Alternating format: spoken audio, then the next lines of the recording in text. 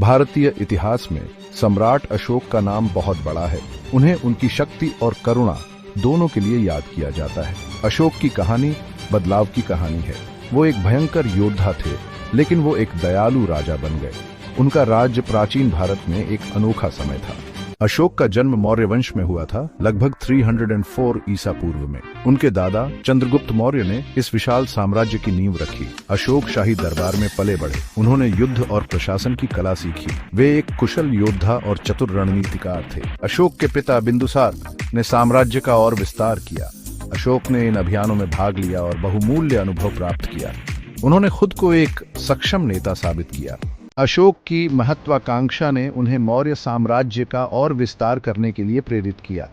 उन्हें एक विशाल राज्य विरासत में मिला, लेकिन उन्हें और चाहिए था। उन्होंने युद्ध छेड़े और नए क्षेत्रों पर विजय प्राप्त की। उनके सैन्य अभियान सफल रहे और उनका साम्राज्य बढ़ता गया। अशोक की जीत ने एक शक्तिशाली राजा के रूप में उनकी छवि को मजबूत किया। वे चंडाशोक के नाम से जाने गए, जिसका अर्थ है क्रूर अशोक। वह भारतीय उपमहाद्वीप को अपने शासन में एकजुट करने के लिए दृढ़ थे। जीत की इच्छा अशोक को कलिंग ले गई, जो भारत के पूर्वी तट पर एक समृद्ध राज्य था। 262 ईसा पूर्व में लड़ा गया कलिंग युद्ध अशोक के जीवन का एक महत्वपूर्ण मोड़ था। यह लड़ाई बहुत खूनी थी।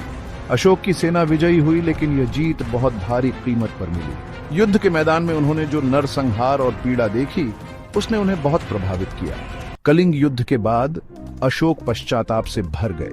जैसे ही वह युद्ध के मैदान से गुजरे, मौत की बदबू हवा में भर गई और घायलों की चीखें उनके चारों ओर गूंज उठीं। अशोक, जो कभी एक क्रूर और महत्वाकांक्षी शासक थे, अब अपने द्वारा किए गए विनाश के पैमाने से अभिभूत हो गए थे। एक नए रास्ते की तलाश में अशोक ने बौद्ध धर्म की ओर रुख किया। उन्होंने अहिंसा, करुणा और सहिष्णुता की शिक्षाओं को अपनाया। उन्होंने युद्ध और हिंसा का त्याग किया और अपने साम्राज्य पर धार्मिकता और न्याय से शासन करने का संकल्प लिया। अशोक के शासन ने एक नया रूप ले लिया। कलिंग युद्ध के बाद अशोक ने बौद्ध धर्म और अहिंसा के सिद्धांतों को अपनाया। अशोक के शासनकाल ने भारतीय इतिहास में एक अनोखे दौर की शुरुआत की।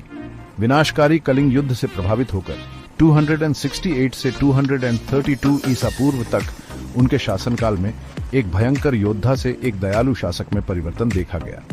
अशोक की विरासत भारत के बाहर तक फैली हुई है। बौद्ध धर्म के प्रसार के उनके प्रयासों के कारण पूरे एशिया में बौद्ध समुदायों की स्थापना हुई।